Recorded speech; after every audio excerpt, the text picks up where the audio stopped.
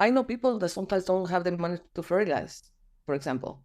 I always know how much money I'm going to get. Because you Always. know what your revenue Yeah. is. Yes. So I have enough money to save for when the harvest is not that good. Mm-hmm. I mean, if the harvest goes down, obviously I'm going to get less money. Mm-hmm. But because I've been paid all these years a good amount of money, I have enough money to keep my employees, for example. Welcome to the Daily Coffee Pro by Map It Forward, friends. I'm your host, Lee Safar, and this is episode 2 of a 5-part series where we're talking about the challenges of problem solving at origin. And we are here with Ana Vizcaino from Two Birds Coffee. And we are in this episode talking about solving the problem of pricing. Now, obviously, we're not solving the problem, but what we're addressing is how hard it is for producers to solve these problems. So these are problems that really are generational. And when we talk about pricing, we have to start at the fact that the price of coffee on the C market really hasn't changed in 30 years. It fluctuates up and down. But when you look at inflation, if I look at a Coke 30 years ago, we were talking about less than $1. Like probably less than 50 cents for a Coke. And now we're looking at, I don't know what a Coke costs, like what, $3 these days for a Coke? Yes. That's what happens with products, right? Coffee has not done that. And we're not going to go into the details, the very minute details of how coffee is traded. But Anna, talk about why coffee pricing is a difficult problem for you to solve as a producer, even though you have an interesting model, the way that you and the boys are working to get the coffee sold, right? How about we start there? How does Two Birds move coffee? When Diego and Pancho saw they were looking at, and my husband also, they were like, how can we solve the problem of the fluctuation of the prices? Mm-hmm. Because that's exactly the problem. You know, it's not just the amount of how much it is, how much they pay, is the not knowing how much income you're gonna get a year. Yeah. And so what they do is that they buy my coffee at a good price, and they sell it, and they do their 20% or their 15% extra. So they have their business, but they pay me always the same amount, if not a little more, but never down. So they pay me. This doesn't matter how much the C market is at. I'm always going to get my money, right? And or a little more. This is green importers into the US, right? Yes. So if a green importer into the US wants to buy your coffee, you have a set price. Yes. This is awesome. And now they are starting to buy from other people, from my friends, from Mujeres en Café, from my neighbors, and they do the same. So even though sometimes the C market goes to $3, we are always going to pay the same amount. We are not going to go to the $3. We're going to go to the $2.80, or our goal is to get to the $3 always. That's our goal. So, I mean, this is how business should be done, right? Yes. So tell me what the flow and effect. So how does it benefit your business doing business like this compared to the other model? I know people that sometimes don't have the money to fertilize, for example. I always know how much money I'm gonna get. Because you know what your revenue is. Yes. So I have enough money to save for when the harvest is not that good. I mean, if the harvest goes down, obviously I'm gonna get less money. But because I've been paid all these years a good amount of money, I have enough money to keep my employees, for example. Friends, World of Coffee Dubai is back in 2024, and I am proud to announce that the Daily Coffee Pro by Map It Forward will be the official official podcast partner for World of Coffee Dubai for the second year in a row. The Roasters Village will be a one-of-a-kind destination for all things coffee. As an exhibitor, introduce your artisanal roasts to an international audience and gain valuable insights from their perspective. Visitors, immerse yourself in the celebratory coffee culture experience by sampling exclusive cups poured with passion from cafes worldwide and absorb insights that will elevate your own appreciation of all things coffee. Whether you brew coffee or just love savoring a fine cup, this event gathers the global coffee community under one roof in an amazing city. Join us at World of Coffee Dubai in 2024 at Dubai World Trade Center from the 21st until the 23rd of January. Tickets are available at dubai.worldofcoffee.org, or you can contact us on social media for any questions that you might have at mapitforward.coffee. Get your tickets now, folks. Come see the podcast being recorded live, and we hope to see you in January in Dubai for World of Coffee. I'm very buy the whatever it is, like tires, change the truck, Maintenance stuff, on the farm. maintenance on the farm, but especially your employees, right? You know, because you cannot imagine that they have been with me for 3-4 years, and then all of a sudden I don't have enough money to pay them. Yeah. So I can raise their salary that year, or I have to say, listen, I'm sorry, I can't have another driver. You know, I can get away with one driver. And what happens to them? So having enough money at the farm it's awesome. I mean, it gives me stability. It gives me enough for everything. Now tell us what's happening for what the experience is for producers who don't have this kind of stability. How are what is their model? Help people understand how it works with the sea market. When the farmer has other income, like another kind of income, they use that income to supplement the farm. Right. But sometimes they don't have that. Right. And what happens is the farm goes bad. I mean, they don't have enough money to keep it up. Right. They don't have, and you can tell because the coffee quality goes down.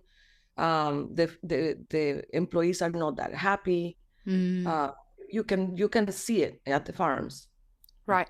And folks, for those of you who don't know, what typically happens is, and it's different at every origin and it's different in most regions within an origin, but basically the base price, whether it's specialty coffee or it's commercial coffee, the base price of coffee that's being sold, whether it's being sold as cherry or it's being sold as parchment, whatever, everything goes off what's called the sea market, and that's the futures exchange that coffee is sold on. It's an exchange that's in New York. It's called the ICE exchange. In the brokers who work on it don't really call it the sea market. But why this number is so important is because at origin, when they're dealing in cherry or whatever part it is of the supply chain at origin, everything is based on this price plus what we call a differential. And so whatever extra little bit needs to be stacked on top of that base price.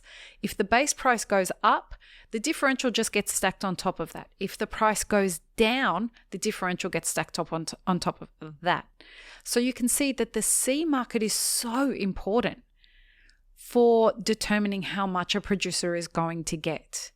Yeah. And so when people are operating based off what's happening in this thing that's in New York, that involves people who aren't even touching the coffee.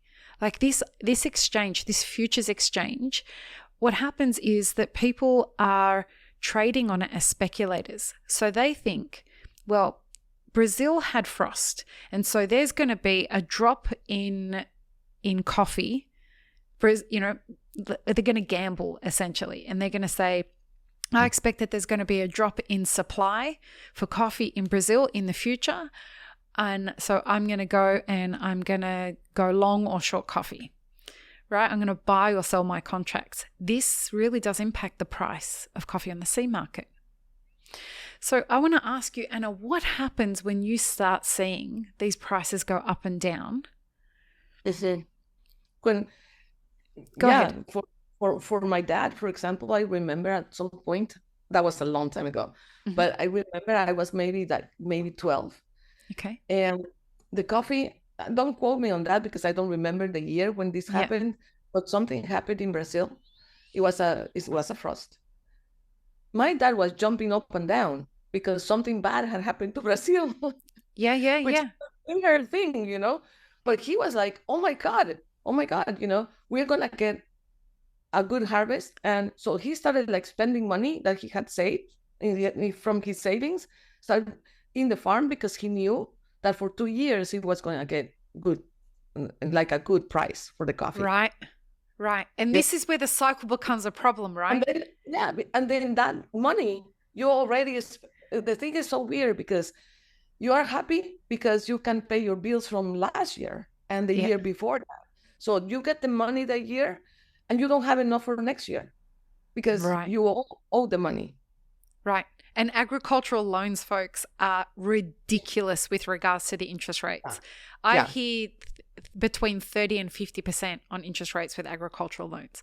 So a lot of these farms, what happens is if there's a frost in Brazil, the expectation is because Brazil's not going to be producing enough for the next couple of years, producers in other origins go and plant as much coffee as they can, expecting that they're going to be the direct beneficiaries because the sea market's going to go up. But then what happens? The market is flooded with coffee in a couple of years, which drives the price down. And here we go again. We go again. It's exactly it. And so how do you see if there's no stability? How do you work with that? No, there's no consistency, right? I see where you're coming from. For example, you're working for a company. And you know that you're going to get paid $1,000 a month. Know exactly what car you need, your rent, and everything. You have a budget. You work your house with your $1,000. What if the guy says to you, okay, from now on it's going to be $700, but you already owe rent and the payment for the car and your gas money and everything. The same is with the farm. If you don't know how much money is coming in, how do you do that? It's super hard. There's no solution. Seriously. Tell me something. How do you get started in a conversation for the producers who are listening? And I know that there are a lot of them that are going to be wondering, how did you get started in shifting the business model? And I know you've got two very, very smart gentlemen. We're upgrading them from boys to gentlemen, but I do business with them with a client of mine, so I know how smart these guys are, and they are switched on. So tell me, how do you and them start creating the funnel that ends up getting this new pricing model happening? We just the first year we didn't know what we were doing. The truth of the matter is that Diego said, Mom, send some coffee here. I remember they told me they put it in the garage, right? That's they were storing it in the garage. That's where they were selling it from. It's fantastic. And Diego said, just send some, let's see what happens. Let's see what happens. And like, okay. He just said yes, because there's no other solution. We couldn't find another solution. I think at some point I told my husband, if this doesn't work for a couple of years, I mean, having the conventional farm and everything, I think we need to sell. Okay. Because it is the only way that it's not a viable business model. It's not viable because then my husband was sending money to the farm from his business. That doesn't make it sense to me. No. So when Diego said, bring some coffee here, we did. And Diego was still in school. And so it was Diego putting things in the trunk of my car, the big bags of coffee, and me and my youngest, which she was very young, going around Florida with a list of roasters and knocking on the door without even calling them, because sometimes they don't answer your email. So I said, you know what? I'm just going to go one at a time. So we went all around Florida, knocking on the doors and saying, listen, I am this person from Guatemala, and I have coffee in my truck. And I'm selling it at $3, I think it was, at $3 a pound, something like that. I don't remember, you know. And they bought it. They just bought it. They saw me like I had two heads, right? They look at me and was like, what are you doing here? You're doing that? Like, so weird. You crazy woman. You drove your pickup all the way from Guatemala? And Maggie's sleeping in the car, you know, exhausted. And they just bought it. Some people bought 3 bags. Some others will buy 1. And I only could fit 6 in the car. So then you drive back home and pick up more bags, and that's wonderful. That's such a wonderful story. Yeah. So we did that for that year. And I think that we haven't lost one client yet. Wow.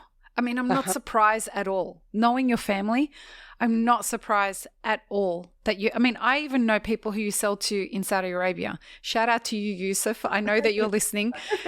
Shout out to Yusuf. And everybody speaks so highly of what it's like to do business with your family. And what I love about this is, go ahead, please. Sorry, I interrupted, but it has been so much fun. Yeah, that's amazing. And that's what I was about to say is you made a decision about how you want to run your business, and you made it a joy to do that. You didn't make it like, hey guys, we're not doing business with anybody that doesn't want to pay what we're going to do. No, it was like, hey, this is what the coffee costs. Yeah. I really hope that producers that are listening that are looking to shift, because what I hear a lot from people, whether it was when I was in India or when I'm out at expos and producers are talking to me, the one problem that they keep saying that they don't know how to solve and they wish that they could solve is, how do we unhook ourselves as an industry from the C market? Yeah. And you've done it. Yeah. And that saved the farm. Really? Yes. And it seems like the flow and effect of that has been that you can pay your employees, you can bring them on full time, you can give them a better life and stability. Yes. So the stability isn't just for you, the stability ends up being for the workforce that you employ as well. Yes. Which is the way that it should be, right? That's the way it should be. Yes. Yeah, perfect. Folks, in the next episode, we're going to start talking about certifications. So this is going to be a wild one. Join us for the next one. Peace, love, and peanut butter. Have an amazing rest of your day. Thanks, friends. If you enjoyed this video, here's what you should check out next. Consider supporting Map It Forward on Patreon, and be sure to subscribe and hit the notification bell before you leave.